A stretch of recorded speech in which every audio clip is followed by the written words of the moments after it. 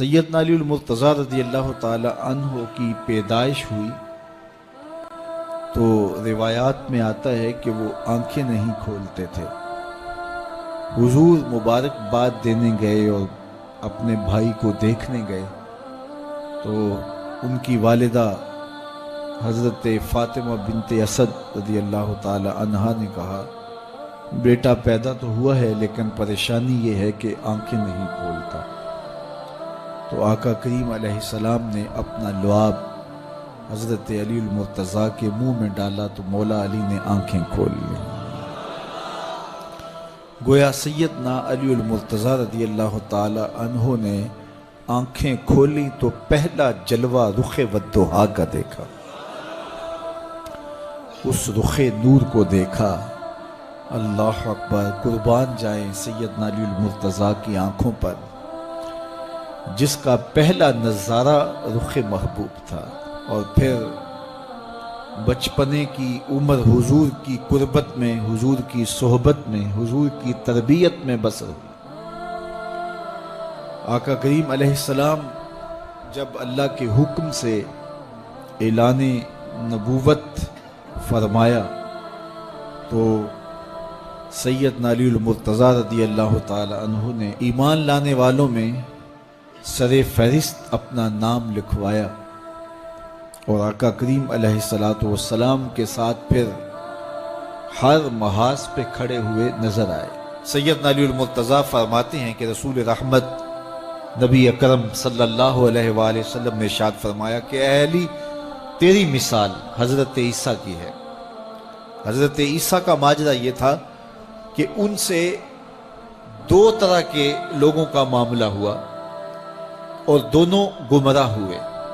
ایک وہ جنہوں نے حد سے زیادہ ان سے محبت کی اور اس قدر بڑھا چڑھا دیا کہ انہیں اللہ کا بیٹا قرار دے دیا، اور دوسرے یہودی تھے جو اس قدر بغض رکھا سیدنا عیسیٰ علیہ السلام سے کہ ان کے قتل کے درپے ہوئے، ان کی ماں پہ تہمت لگائی۔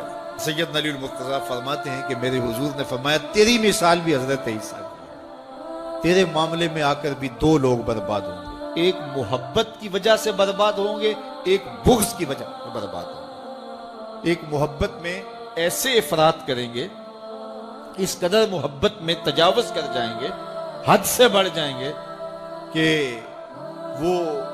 وہ کہیں گے تیرے بارے جو نہیں کہنا چاہیے۔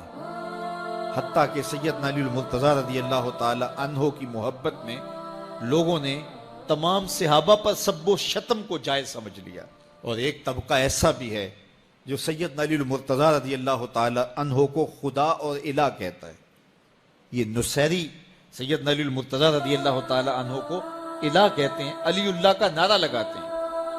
ایک طبقہ محبت میں تجاوز کر کے اس قدر جو ہے وہ سیدنا علی المرتضیٰ کے بارے میں اعتقاد قائم کرتا ہے کہ وہ گمراہی کے گڑھے میں جا گیا، اور ایک طبقہ وہ ہوگا جو تیرے ساتھ بغض رکھ کے برباد ہوگا۔ سیدنا علی المرتضیٰ رضی اللہ تعالیٰ عنہ کا نام بھی گوارا نہیں ہوگا۔ سیدنا علی المرتضیٰ کا نام لیا جائے تو طبیعت میں بے چینی اور اضطراب پھیل جائے گا۔ اور ایک طبقہ ایسا ہے نواسب کا، نواسب باقاعدہ 10 محرم کو سیدنا علی المرتضیٰ رضی اللہ تعالی عنہ کے شہزادے کی شہادت کے دن کو عید کے طور پہ منایا کرتے ہیں۔ وہ نئے نئے کپڑے پہنتے ہیں، انواع اقسام کے کھانے کھاتے ہیں اور ایک دوسرے کو مبارکیں دیتے ہیں اور گلے ملتے ہیں۔ تو نواسب سیدنا علی المرتضیٰ اور خاندان نبوت کے ساتھ بغض رکھنے کی وجہ سے برباد ہوئے، اور جو نصیری اور وہ طبقات جو حضرت سیدنا علی المرتضیٰ کے ساتھ محبت کے ازدیاد میں یہاں تک جا پہنچے کہ انہیں ابن اللہ کہہ دیا، یا ان کی محبت کے اندر جلیل القدر ہستیوں پر تان و تشنی کے تیر برسائے، تو یہ گمراہی کے گڑھے میں جا گرے۔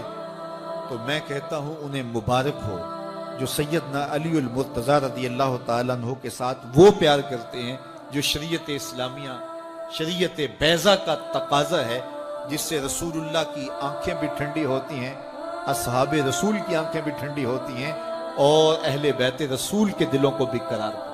اہل بیت نبی کے گھر والے ہیں اور صحابہ نبی کے در والے ہیں۔ ہم کہتے ہیں گھر والوں تمہیں بھی ہمارا سلام اور در والوں تمہیں بھی ہمارا سلام. کتنے لوگ تھے جو ہمارے ساتھ چلتے ہوتے تھے. آپ ذرا اپنے ذہن پہ زور دیں. بچپن کے دوست، کلاس فیلوز، کاروباری ساتھی، گلی محلے کے لوگ، رشتہ دار، اعزاء و اقربا، آباء و اجداد، اور کتنے لوگ آپ کے مخالفین، معاندین، یہ ساری ایک فہرست ذہن میں لائیں تو ایک دم خیال پڑتا ہے فلاں بھی چلا گیا، فلاں بھی چلا گیا. کوئی سال کے بعد اچانک کوئی بات یاد آتی ہے تو یاد آ جاتا ہے، کوئی 6 ماہ کے بعد یاد آتا ہے. کئی ایسے لوگ ہیں کہ سال ہا سال بعد یاد، ہاں وہ بھی ہوتا تھا. مٹی کا رزق بن گئے، قصہ پارینہ بن گئے. کہانی تو اتنی سی ہے نا، جو اکڑ اکڑ کے چلتے تھے آج وہ مٹی کا رزق بن گئے ہیں. جو اپنے بدن پہ چٹکی مٹی بھی نہیں پڑنے دیتے تھے آج ان کے کفن بھی تار تار ہو گئے. حضرت غوث اعظم فرماتے ہیں قبرستانوں میں جا کے دیکھو کیسے کیسے حسینوں کی مٹی خراب ہو رہی ہے. اللہ اکبر. بدن خاک میں مل گئے، ہڈیاں چور چور ہو گئی، ریزہ ریزہ ہو گئی. قبروں کے نشان بھی مٹ گئے، کتبے بھی ٹوٹ گئے. مٹ گیا مشتاق دل سے رنگے یاد رفتگاں. پھول مہنگے ہو گئے، قبریں پرانی. کون کسی کو یاد کرتا ہے؟ اور اسی طرح ہم مل کے مٹی کا رزق بننے والے ہیں، لیکن کوئی ایسا کام چھوڑ جائیں گے، اپنے رب سے جڑ جائیں گے، اپنے رب کے بندوں سے جڑ جائیں گے، رسول کریم کے دامن کو تھام لیں گے تو پھر موت بھی مرنے نہیں دے گی.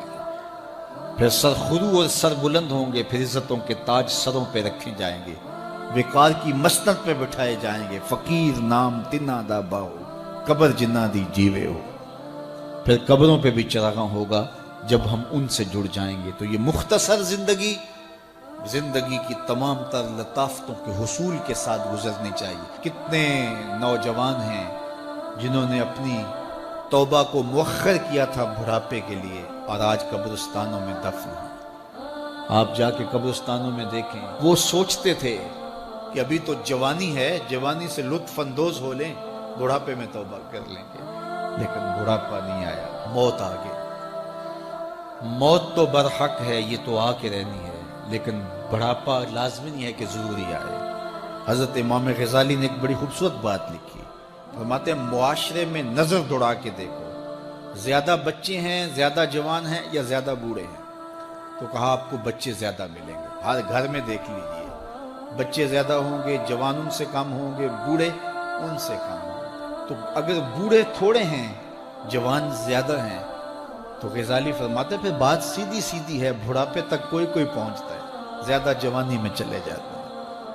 اور کہا کہ اگر جوانوں سے بچے بھی زیادہ ہیں تو پھر اس کا مطلب ہی سیدھا سیدھا ہے کہ جوانی تک سارے نہیں پہنچتے، بہت بچپن میں چلے جاتے ہیں. غرہ کس پہ، ناز کس پہ، غرور کس پہ، تکبر کس پہ؟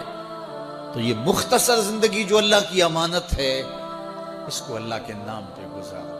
جو بیت گئی وہ بیت گئی، وہ تو منہا ہو گئی زندگی سے.